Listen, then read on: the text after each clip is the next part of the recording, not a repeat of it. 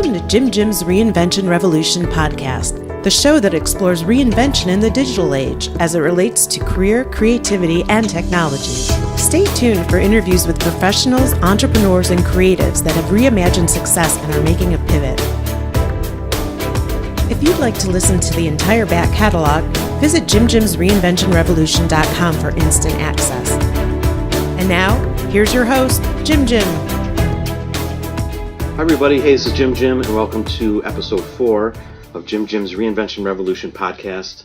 And I'm sitting here today with Tom Coffey, and we're sitting in the new law offices of Coffey Law. Is that right, Tom? That is exactly right. We've been here now for about 3 months. Excellent. So we're going to be talking about creating your own practice, a most recent reinvention of Tom's, but also kind of some of the really drastic, kind of dramatic reinventions he's had in the past, which I think everybody can learn from in terms of kind of as you go through life and figure things out. And also, thinking about how the new world here is affecting things, the new digital world, because we were talking earlier about how a lot of law is just done online these days, really, kind of over the internet. You don't have to have a lot of face-to-face meetings and such. So anyways, I want to welcome Tom to the show. Welcome to the revolution. Thank you very much. It's good to be part of the revolution. All right. So what's going on? What's been happening? Well, in January, after almost 30 years of practicing law, all of which had been with big law firms, 3 big law firms, one in Pittsburgh, one in Cincinnati, and one in Cleveland, I left to start my own practice. And the practice that I have is a one-lawyer outfit. The one lawyer obviously is me. And you went solo, so to speak. Indeed. I went solo, which is sort of a cool reference maybe to an earlier career of mine that I had as a musician. I more or less started out with solos a lot of years ago. But in the scope of a reinvention revolution, after being part of firms that in 2 cases had over 200 lawyers in them, and then going to being part of a firm that only has 1 lawyer in it, and especially one where that lawyer is also the purchasing agent and the secretary and the copy maker and the delivery boy and everything else, it's been quite a change. And it's been exhilarating. Right? It was a very abrupt transition, and actually none of that was the most abrupt thing. The most abrupt thing was having to plan how to make sure that the practice was financially stable, because of course that becomes a critical element in any kind of a business. Right. And I think ever since that movie that came out years ago where they kept saying, if you build it, they will come, you wonder when you're going to start something like this, well, if I build it, will they come or not? Right. And I'm very pleased to say the clients have come. Some of them were clients that I had at the other firm, and they came with me. Some of them came from people that I met while I was practicing the previous 30 years, because you do make some contacts. Some people have been referred by other lawyers, and it's been sort of exhilarating to watch the client list grow, and I'm pleased. I'm excited about it, and it feels good right now. Yeah, that's really cool, and I'm excited for you, really, because I remember when this happened to me. This is like 10 years ago. So I have a different business that's an engineering consulting company, and I quit my job 10 years ago and was frustrated, and I didn't know what I was going to do next, and I kind of got into this idea of consulting, and I had the same thoughts, like nervousness of like, can I really do this? Am I really this guy? Can I be a businessman in this way where I've never had to be before, and those kind of things. So like you said that, obviously the first thing that comes to mind is like, how am I going to keep the money flowing, right? Right. Which you weren't so responsible for before working in a bigger firm.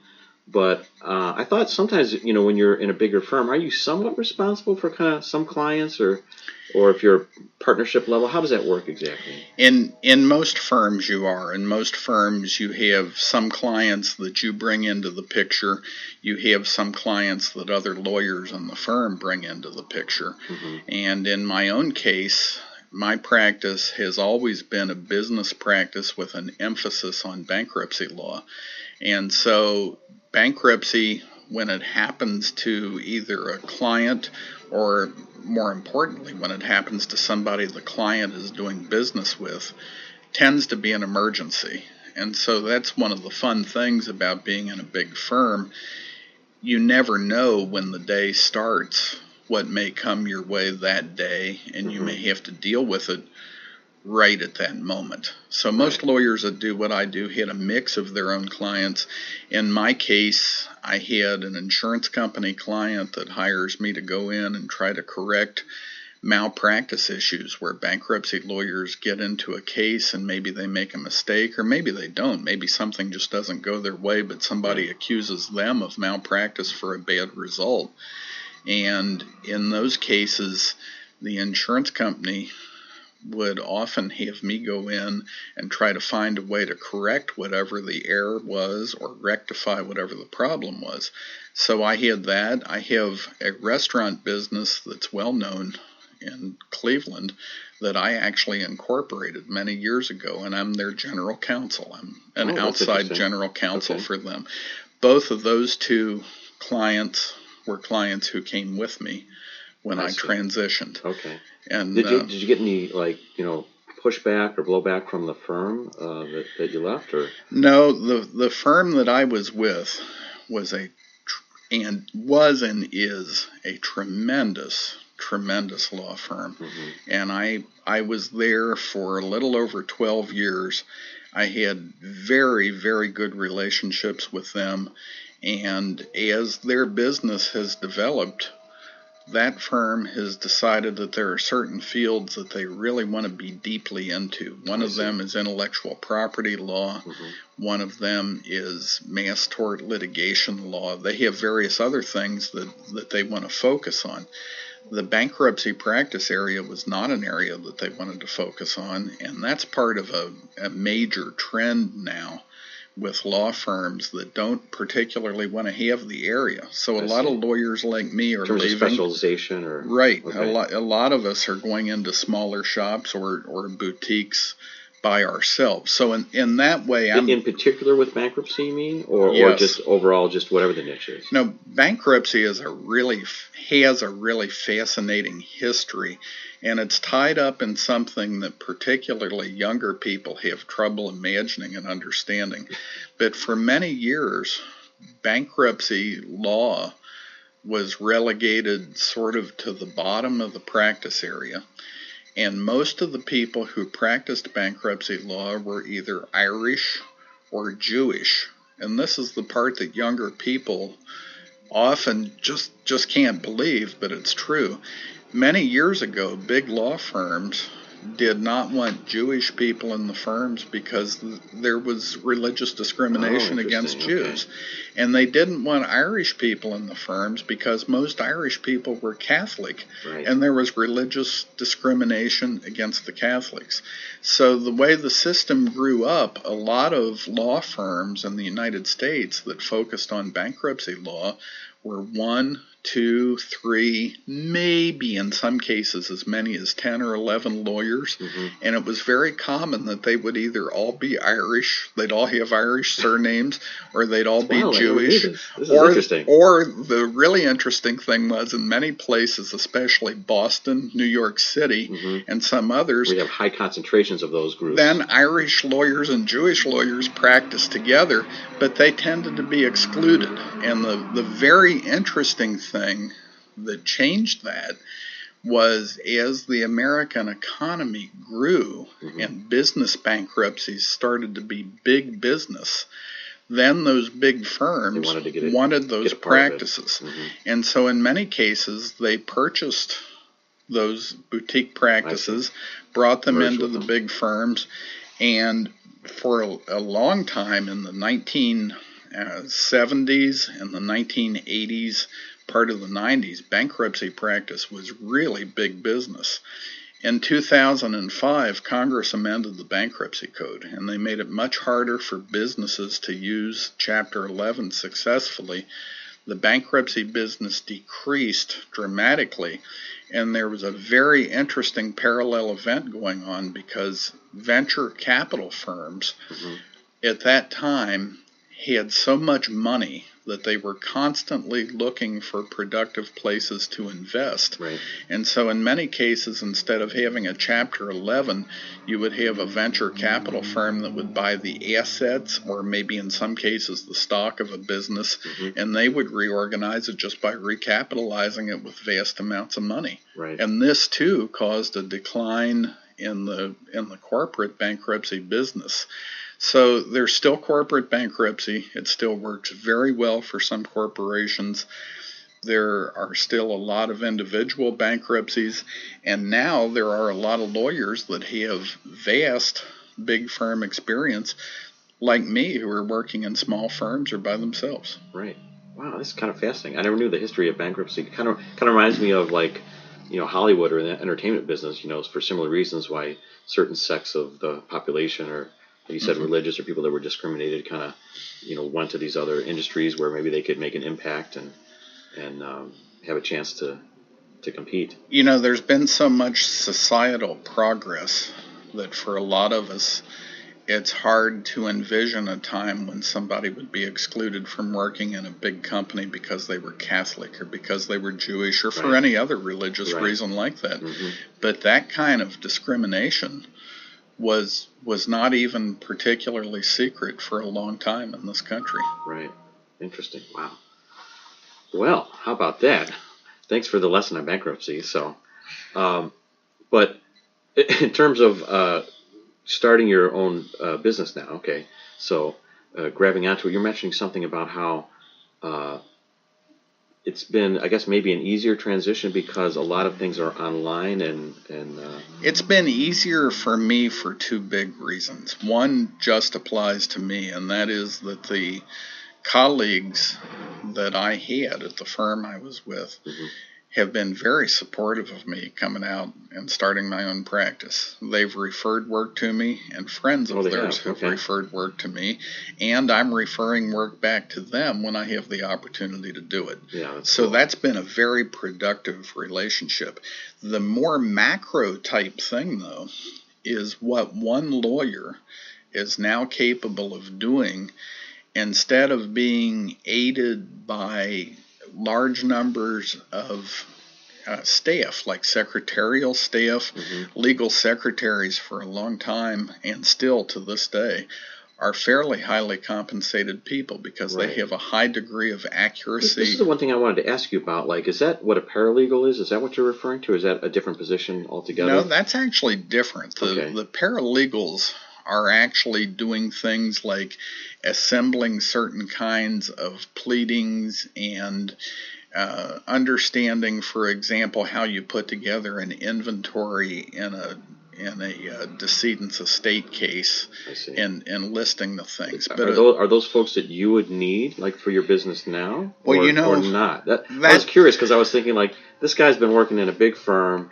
He's probably like a big fat cat that maybe doesn't get his hands dirty anymore, and now he's off on his own. Is he really going to be able to, swim these waters or not? I don't know. That was a question that I had, and one of the things that's made me successful over the years has been having such great support staff. And right now, I don't have any support staff, which means I'm even typing my own pleadings. And so legal pleadings are different looking things. For one thing, at the beginning, there's usually a very formulaic heading and caption. There are a lot of lines and different boxes put on the top of it to identify the court and the parties and whatnot. It's actually sort of an artistic endeavor.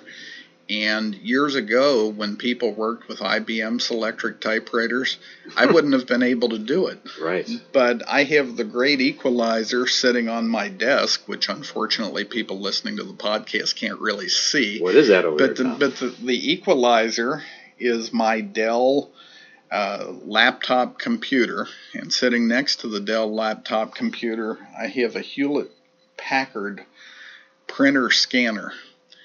And to my amazement, I have been able to work from Cleveland, Ohio, in a Chapter 11 bankruptcy case that's happening in Milwaukee, Wisconsin. And virtually the whole case is taking place on the computer screens of various lawyers, including me. I've filed pleadings there.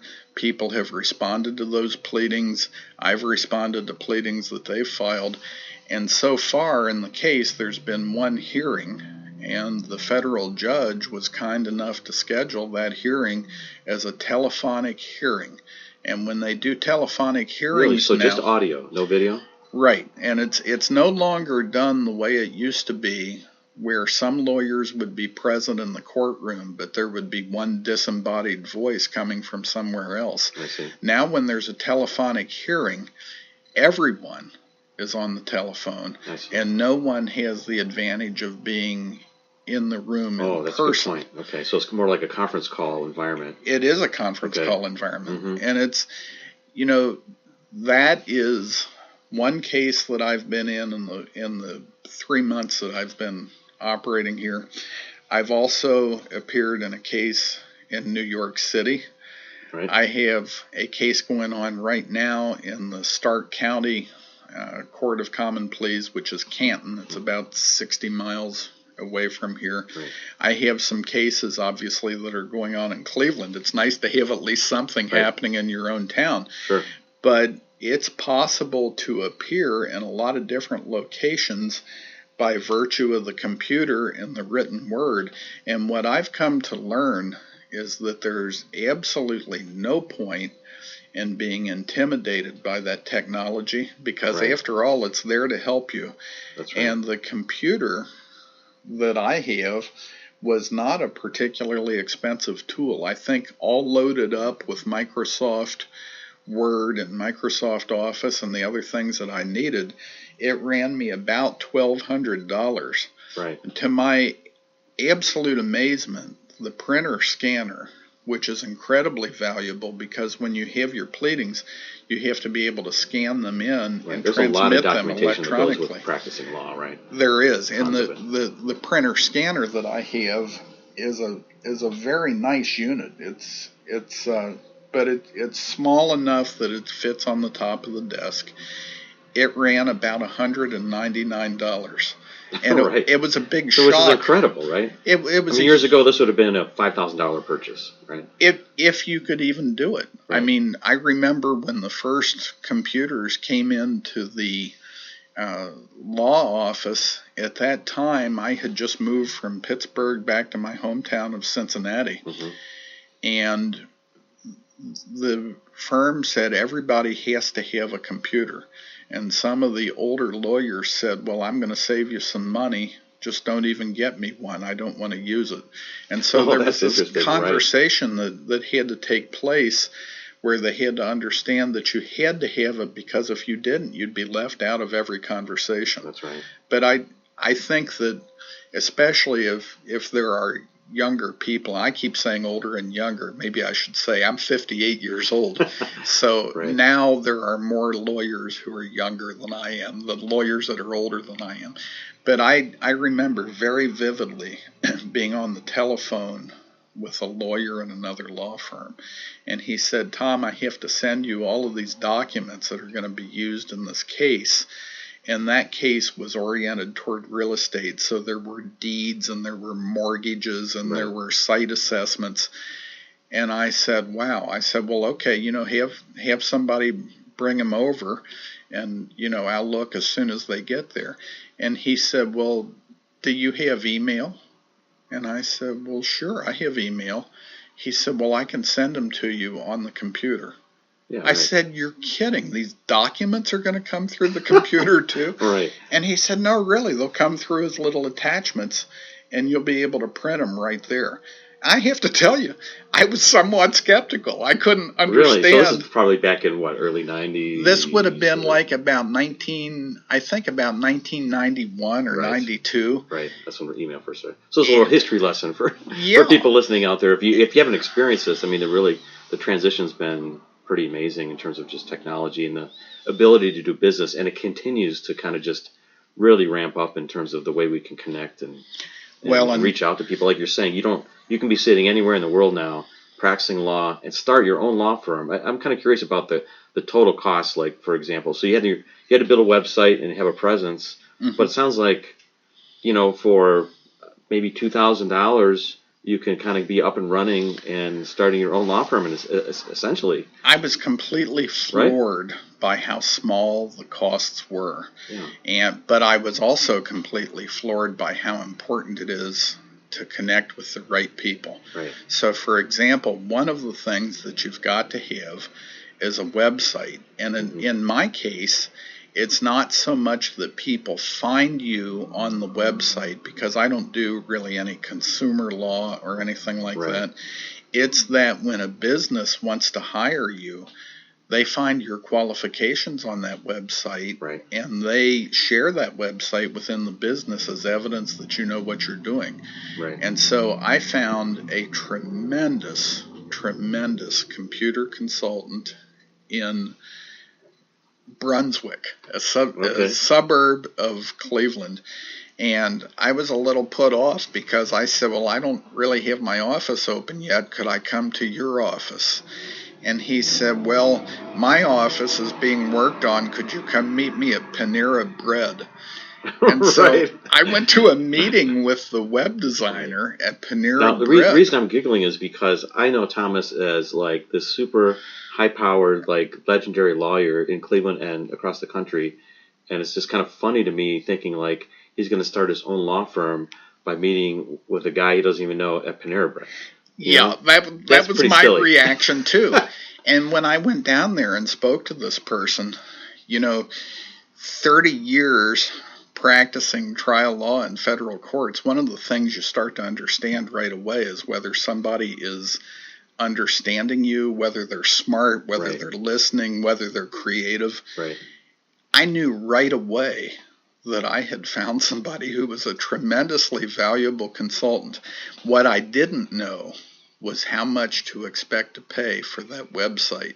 Right. And I know you've seen the website. Yeah, I went and looked at it. It's really, I'm kind of impressed by it because I was just like, I don't think of you as Mr. Tech Savvy guy, necessarily. I mean, you know what's going on in the world, but I was like, wow, this is a pretty good website, and it happened fast, and it's very in-depth, like you're saying. It's got a lot of actual references to your cases that you were on and that you won and that you had an impact on. So I think that's the key thing of like someone can really, without having to search themselves, they can go to your one website and see all these citations, which like, okay, this guy's for real. You can't make this kind of stuff up because you can search it directly, right?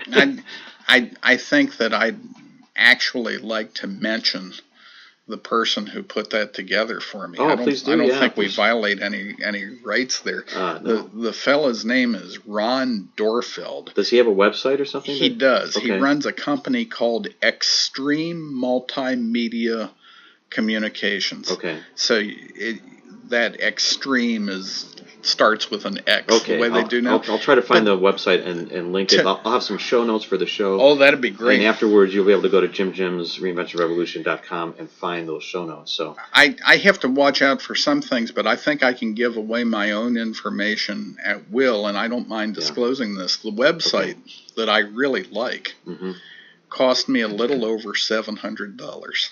It's awesome. And so you're right. The computer itself was about $1,200. The website was $700 more.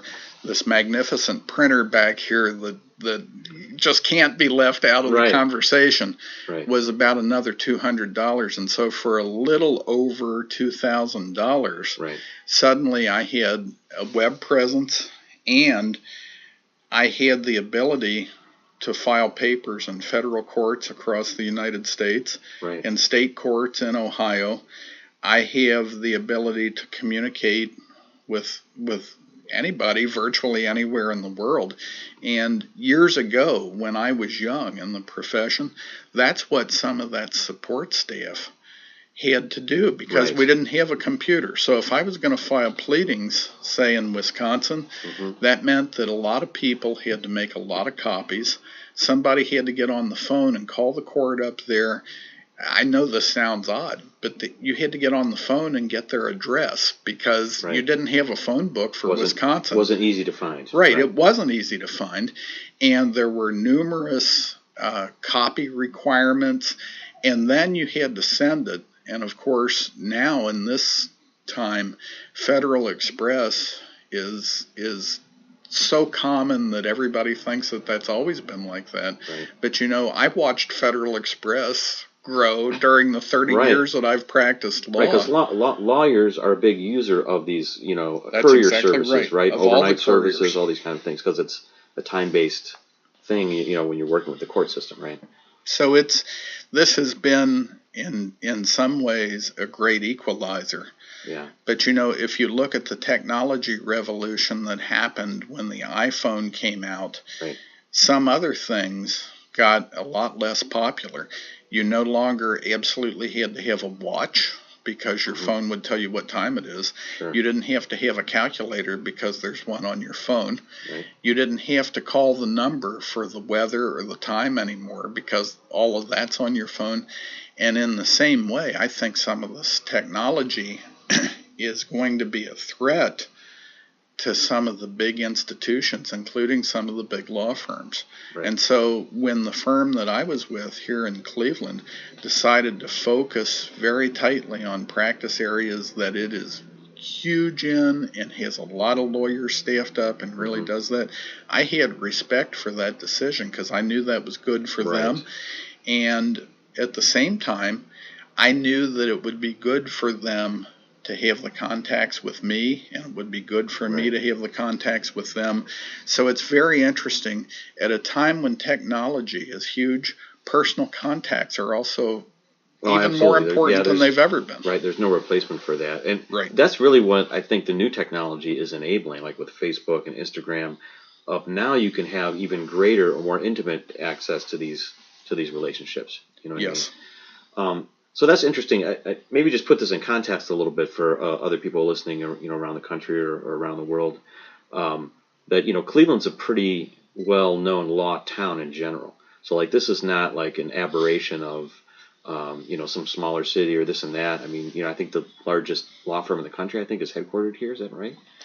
That is right, Jones Day. Yeah, I didn't want to say, but if you want to say it, you can say it for those folks out here. So all these other law firms, it's a very high-profile law town, and so if this is happening here, it's probably happening other locations, right? It is happening in other locations, and one of the other things that I think is very interesting is that as I practice in other cities, I can now tell by the name of the law firms that there are more lawyers than ever representing big companies from small platforms. And since that's what I'm trying to do, that's when you see the name of a law firm and the name of the firm is something like the law offices of Rachel Johnson, you don't necessarily expect to find them representing a client like Republic Steel or somebody like that. But you're seeing this now. Right. And you're seeing it because, once again, partly through the computer, people can keep track of each other better, and they know where to find those people. And since I'm one of the people that's being found quite a bit, I'm pretty happy about that. Yeah, I was going to say it's really kind of enabling this like new culture in a way of, hey, if you're good at what you do, it's really presenting a lot of opportunities to you because people are able to find you, they trust you. You can have these relationships, and the relationship has to come first in terms of trust. Like I have to know who this guy is, what he's done, and I have to trust who he is before I start spending money with him, and having him work for me or have a project. Or maybe you start small, and that's how you create some trust. But that is pretty fascinating because I think I'm the same way, now I've been on my own for 10 years as well. When I first started out, I was never even considering that I could have my own firm or my own company, and that people would want to do business with me on this personal level.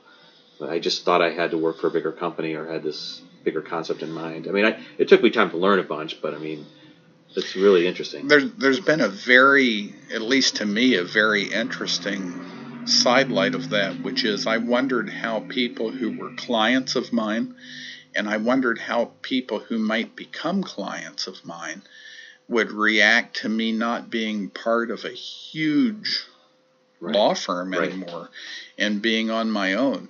And because that was your identity for quite a while. It is, I think, for most lawyers, and in my case, 30 years of practice, I was only with 3 different law firms. Mm-hmm. So that does become, in part, your identity. Right. What I found is that we are in a time right now where people really respect the entrepreneurial drive. Right. And so many contacts that I have had have said, oh yeah, I try to go with the smaller firms whenever I can. I try to find experts who are not embedded in the big units, because you get people who do very fine work but can do it less expensively. Right. And that's been key for me. The building that we're sitting in is a building that my wife and I own. Mm-hmm. And this is a mix. Yeah, so where are we sitting? Where are we? We're in the Tremont neighborhood of Cleveland, Ohio. Okay. And during all of my professional life, in fact, during all of my life, I've been a very proud resident of big cities. And when I say that, I don't mean I lived in the suburbs or worked in the suburbs.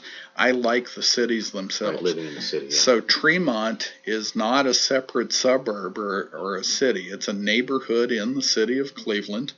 And because the unit that we're in is part of a building that my wife and I own, I can partly control the rent here, and I'm right. not paying very much rent. Well, there you go. That helps the business, right? And you know what I found, and the comment was made to me completely unsolicited by several different clients, that we think that's really good because we don't particularly want to pay somebody else's big real estate costs. Right. And so the thing that two things struck me about that.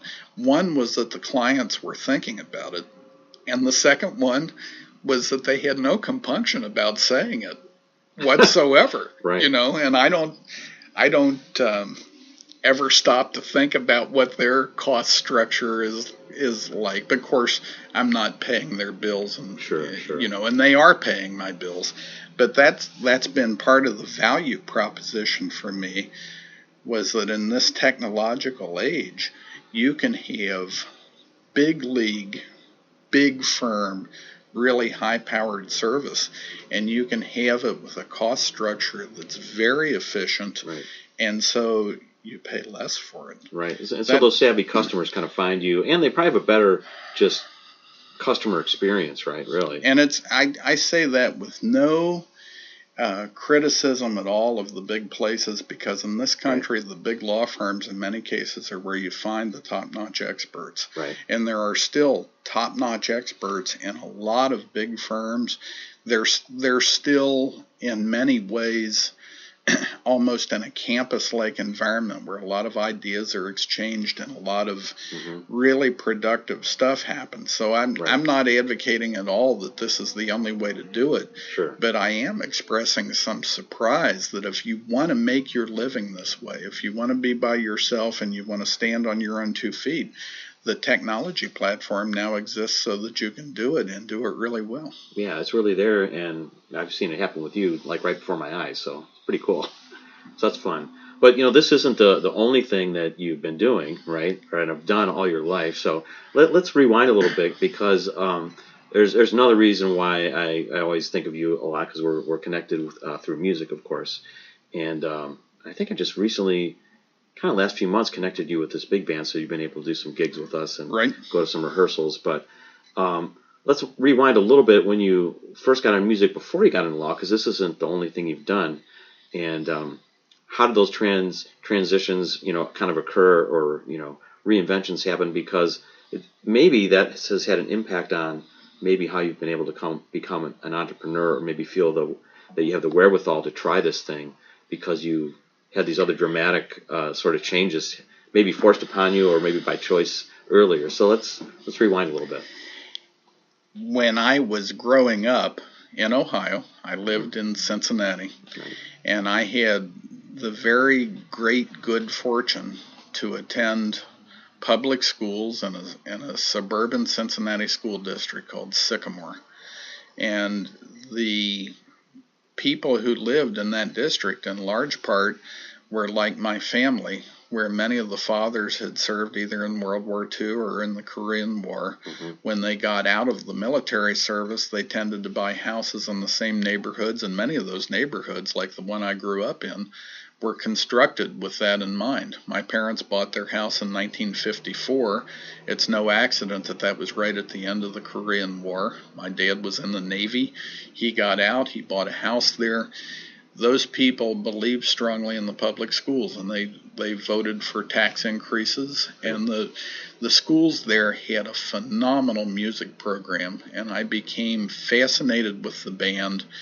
And I didn't know at the time that it would connect me with a cadre of top-notch older professional musicians in Cincinnati, because that school district, like many others, brought in private teachers who were members of the musicians union. Right. And I'm very proud to say I was then, and I'm still now, a member of the musicians union. Right. Myself, and it was the thing that happened was that they were willing to teach anybody who really wanted to learn, and I really wanted to learn, and I was a tuba player.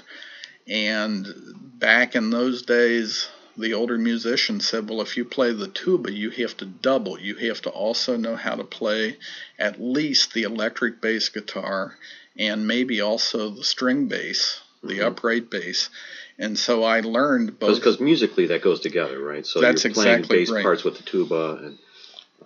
And so, if you want to, you already have an understanding of how to play the bass lines, and learning that type of music, it just kind of makes sense that you would want to play bass at some point. That's exactly right. And in that day and age, and even now, when people call to hire a musician to play the bass line, they'll tell them, we want you to play the electric bass, or we want you to play the upright bass, or we want you to play the tuba, or we want you to play the bass saxophone, or... So even saxophone, really. Too. So sometimes they'll want you to play 3 or 4 different instruments. Right. But I learned those things, and then I decided that when I was in high school, that what I really wanted to do was go to the College Conservatory of Music in Cincinnati. Which is a great school. Great school down there.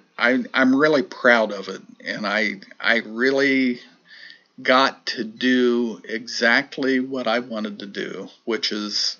that's such a privilege. There are a lot of people that grow up all over the world that don't even get to pick their occupation. No, absolutely not. And then to be able to go to a great school like that and get more great training. And so you went to CCM. I don't remember if I remembered that you graduated from there. Okay. Yeah, I have. So you did. I have a bachelor's of music degree from the College Conservatory of Music. And I became a high school band director. And when I got out of school, it was 1981. The city of Cincinnati is like Cleveland in that it's a big city. There are a lot of outlying counties, and there were exactly no jobs available for band directors. I had to go... Which is a common struggle, I think, exists today as well. It is. And most cities still like that today. Still like that. I had to go 2 counties to the east, and I had to go to the very eastern edge of that county. Mm-hmm. And it was rural with a capital R. The high school literally was surrounded on all sides by cornfields, and that's not just an expression. It really was. Right. There were no football teams in those schools out there because the school districts could not afford them. Oh, that's how rural it was. So basketball, just like in Indiana, basketball is a very big thing. Basketball was a big thing in that school district, which was the Eastern Local School District in Brown County. Mm-hmm. And high school bands were very important to the people there. And there was a band competition the first year that I got there. And there was a challenge trophy, and the school that I took over the band for had won the trophy twice. If we could win it one more time, we would retire it. And the superintendent came over. The superintendent's children were in the band, And there's no pressure there, right? He said, I don't want to put any pressure Yeah, on you, exactly. Tom, but he said, do you ever watch the Charlie Brown shows on TV? I said, sure, the cartoons. He said, yeah. He said, well, if you win the challenge trophy, you'll be the hero. And if you lose it, you'll be the GOAT. And we won the challenge trophy the first year that I was there. The first year that we were there. Wow, And awesome. the picture of the band officers and me receiving the trophy was on the front page of the county newspaper. Wow, this is big time. It was. There was a movie out several years ago called Mr. Holland's Opus about a guy who was a high school band director, and to a certain degree, I was living that life. And many listeners probably may not know the tune, but I remember standing on the roof of the high school, which was where I had to go to be able to look down and see the band, because we didn't have a stadium. So I had to climb a ladder to get on the roof. That's crazy. And by the way, the lines that were down on the football field were put down by me with a machine that put lime on the ground in lines, because the only use for a football field was the band. And we had to have lines like on a field so that we So they had a field, but they just didn't have a team. They actually did not have a field. They mowed a space for me that was as big as a football field, and they got the lime machine. So interesting. And we put down the lines. But I've never forgotten this moment that the sun was setting during a band rehearsal.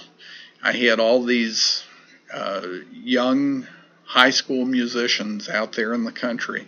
There were beautiful cornfields on all three sides of the field, and then the school on the other side where I was on the roof.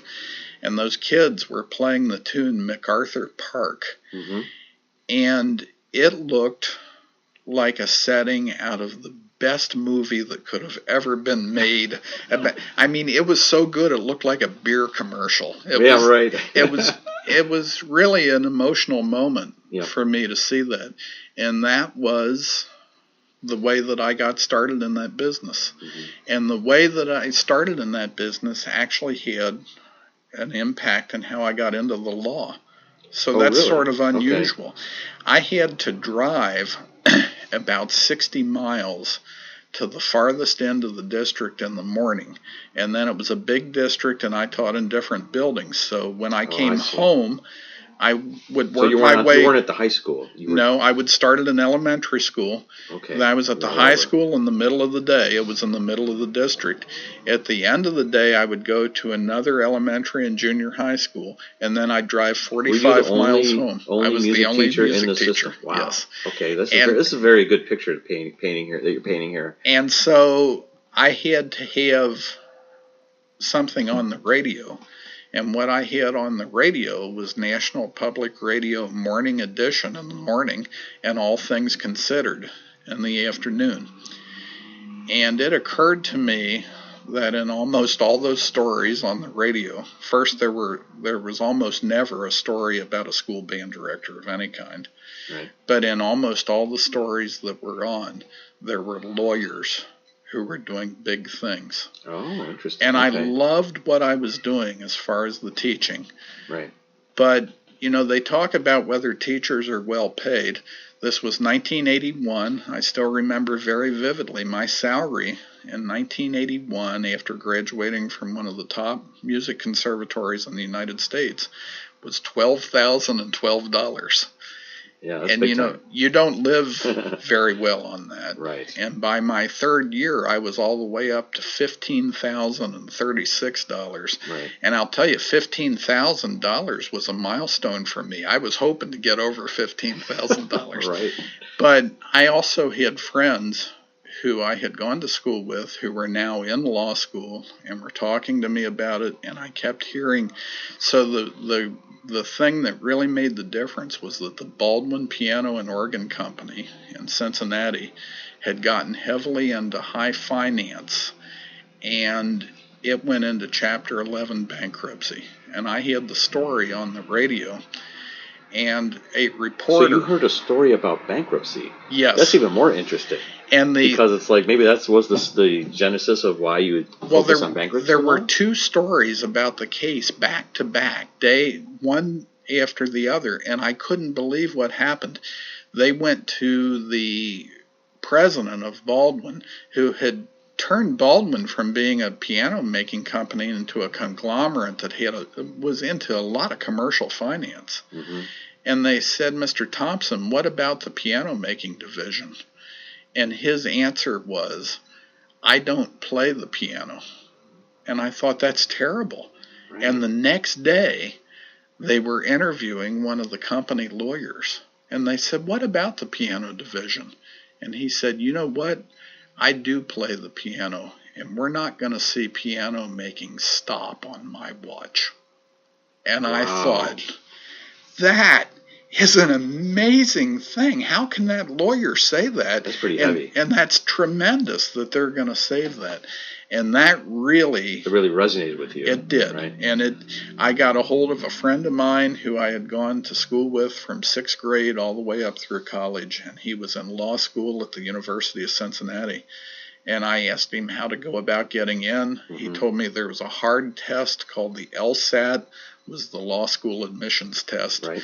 And he said, there's a book that you can buy to study for this thing. He said, don't try to take that test without getting the book because it's really hard. So I bought the book.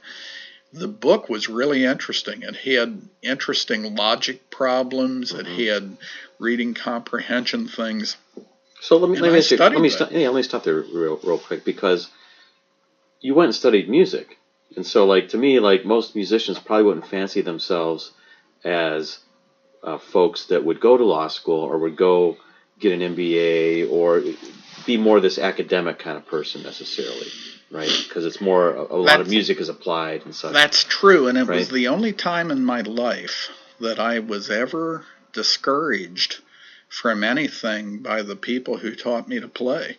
Mm-hmm. And my teachers and my colleagues said, listen, you've gone to a great school, you've learned to play well, you have a lot of gigs at night, you have a good teaching job. Why would you want to get into something that's so high pressure and so tense and so difficult? And they said, you'll have to stop working for a while to do that. And they were correct about that. You cannot really work when you're in law school. It's just not. Yeah, it's overwhelming, I'm sure. It was overwhelming, and but it seemed like the right thing to do, and I did it. And the thing that amazed me and impressed me right away was how important it was in law school to have older teachers who would take an interest in you and who would teach you the things that they knew so much about just because you wanted to learn. And I thought, wow, these people are like the people who taught me music. They're smart, they're analytical, they know a lot of very technical things that they employ to do something that in the end is very emotional, because if you're a lawyer, you're really reaching into somebody else's life. Say that again right there, because that is an amazing insight that people might not get about the law or lawyers or society at large. Say that again. I think that's true.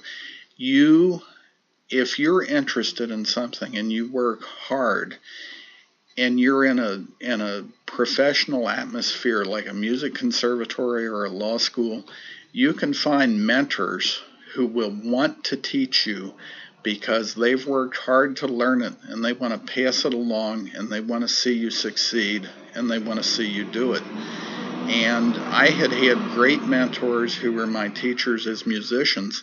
Now suddenly I had great mentors who were wonderful lawyers and wonderful law professors who wanted to teach me what they knew how to do just because I wanted to learn it so much. Right.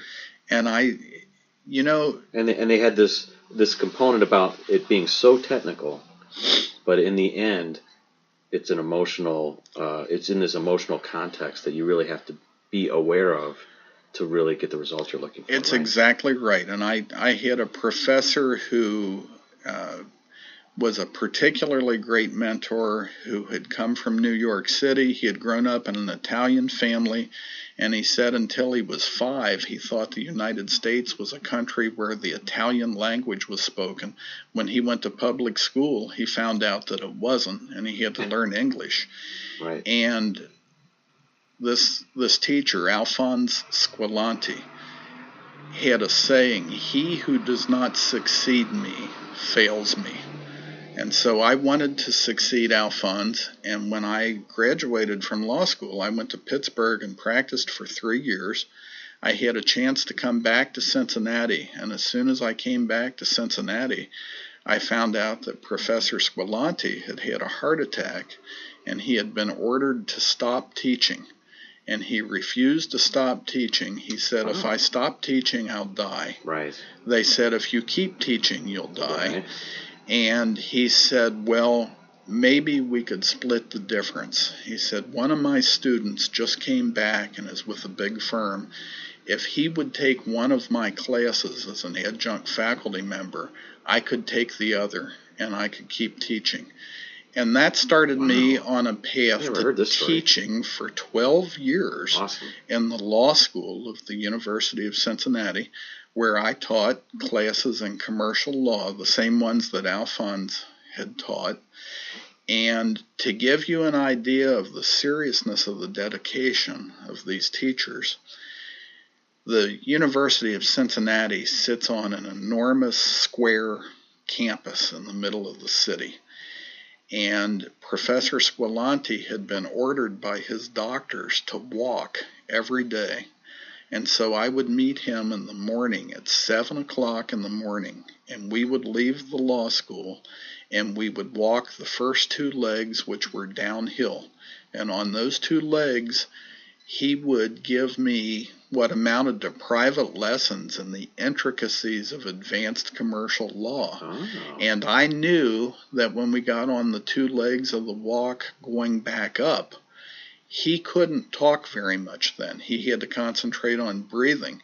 And I was expected to parrot back most of what he had told me, and I was expected to get it right. Wow. And Alphonse was a big man. If I got it wrong, he couldn't really stop and chew me out because he was out of breath, so he'd just punch me in the arm. So, really? You know, that's funny. On those walks, it was the most incredible transmission of really valuable information that I have used every day of my professional life and my practice, and that I used when I was teaching and teaching his classes. And so in 2001, the university presented me with an award called the Adjunct Faculty Teaching Excellence Award. Really? And I was particularly proud of that because they don't give it very often. And when they do give it, it has to be motivated by students who take it upon themselves to nominate their professor and then push it through. And my students did that for me. And it's one of my really great pleasures that one of those students is now practicing at a large firm here in Cleveland, and he's a bankruptcy lawyer. He tells me he's a bankruptcy lawyer in part because he followed in my footsteps, and now he's a very trusted friend and colleague, Rocco Debitetto. And you know, it made me feel good that I could pass along some of what those professors gave me. You're keeping this legacy alive. And I still look for the opportunity to do that because there were people who went out of their way, not knowing me and not knowing my family. They still went out of their way to open doors for me just because I was eager and wanted to do it, and they could see that. So I try to do that whenever I get a chance. And it does remind me a lot of the music community that I've experienced, you know, in terms of, you know, these incredible musicians that they don't have to spend time with you, but they're so open and willing, especially young people that are just looking to learn, you know. And they don't get paid anything near like what they would get paid to do that, and they do a lot of it for free when they have good students. And that's really interesting because the law was passed along for years by people who did that. Back in the time of Abraham Lincoln, when he wanted to become a lawyer, there were no law schools. You did what was called reading at the law, where you went and essentially apprenticed yourself to an older lawyer or more than one older lawyer. It was more kind of historically an apprenticeship kind of. It was, and they would teach you, and you would read what they had written, so that if somebody needed a contract, they would say, well, here's a contract that I did, you could use it this way. I see. That is true, I think, of musicians, and it's true of lawyers. I know it's true of doctors too, because I have some clients who are doctors. Okay. And as valuable as the technology is, and as much as you can reinvent yourself with technology, it's fascinating to me that there's still this very valuable human chain of people who care about each other just because they know the person wants to learn to do what they do. Right. I love that. It's just because they love it and they want to share it with someone who's interested. So that's pretty wild. So this is amazing that you can make this transition, or whatever you want to call it, reinvention, from being a music teacher to being a lawyer, and then have this incredible, law career, and it served you well. But you've been playing music this whole time as well, and Thomas is not giving you all the details here, because he's made other incredible reinventions with having to learn other instruments, and learning the piano and learning the saxophone, which is he started out as a brass player, but he's also playing woodwinds. It's pretty wild to me. So you have a bunch of instruments, I know, and just been fun to hang out with you and be connected with you in the music scene, as well as just to kind of getting to know you. It's always been interesting to me that when you get into the really fine players, you always find a few who are engineers, you find a few who are doctors, you find a few who are lawyers, you find a few who are teachers. There seems to be, in many cases, but not all, a connection with that intellectual side, where it's very helpful to have that. And then on the other hand, there are some people who really are not particularly articulate, shall we say, and may have a difficult time with some of that, but they're still very fine musicians. So there has to be some interesting brain physiology going on there, that you can come at it from different ways and in different directions. I know you need a little, some technical ability just to absorb and learn an instrument in the first place. So you have to have enough focus and discipline and practice time. It takes a lot of just focus, really. So if you don't have that characteristic, you're not going to be able to learn an instrument or be very good at it, But if you have that, and that's what it takes to kind of study and absorb, higher level conceptual things like being a lawyer and being a doctor, et cetera, So there's some of that, but obviously not all of that in terms of musicians. And then it's also interesting now that if you have mastered a field where there's a very high level of intellect required. So, for example, an engineer, I know you're an engineer, a doctor, an architect, a lawyer. The other thing that you have to have now is you have to have at least some aptitude for this computer equipment, because now so much of what you can do can, just in the same way that I can file pleadings in Wisconsin, I can also get on the computer and I can listen to Bria Skonberg, who's a trumpet player in New York City, who's trying to play in the style of Louis Armstrong, but do it in a modern way. And so I can take my tablet and put it on the music stand, and I can listen to her and her band, and I can stand there with my bass and play along with them and do that. What an opportunity that is, that you're still studying the same thing, you're still trying to do the same thing, but now you can be connected with other people who really want to do that too. Absolutely. And I think it's just the tip of the iceberg. I mean, in terms of the connections that are happening, the more connections that will happen, and the style of connections like augmented reality, virtual reality, all these things are coming. I mean, it's going to be a pretty wild situation, Yeah, some of that stuff is a little frightening. There's a law firm now in New York who is trying to use artificial intelligence to teach a computer how to be a bankruptcy lawyer. So, is that right? and the or are you just making that up? No, this is really true. It's true. And the law firm that's spearheading that work is a law firm, ironically, that's based in the city of Cleveland, but has a New York office. Oh, that's interesting. And that law firm is the law firm who represents the trustee in the Bernie Madoff pyramid scheme case. Wow. And so they have a need for so much bankruptcy research that they're trying to program this artificial intelligence automation part of it, to do that. Part of it. That's so as much as I like those folks and as much as I wish them success, I hope they don't have amazing success with that until I'm retired, because maybe you could outsource so you can get a big client load or something, outsource it to the computer. Buddy Rich said eventually somebody will invent electric drumsticks and I'll be out of a gig, and I know there was a lot of truth to that, unfortunately. Well, they didn't even need the sticks anymore. They just invented the drum machine. Right. And I think I know in my heart that lawyers will never be replaced by computers.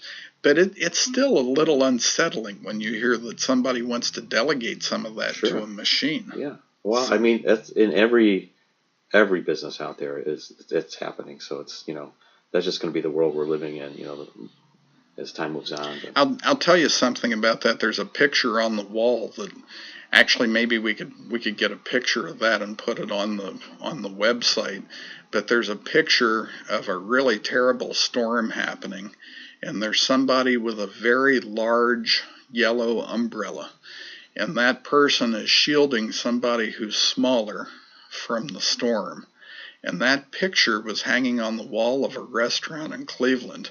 And I looked at that and I said, my God, there's the whole law practice in one visual representation. Somebody's caught in just a terrible storm and somebody else says, don't worry, I'll put up my umbrella and we'll get through this together.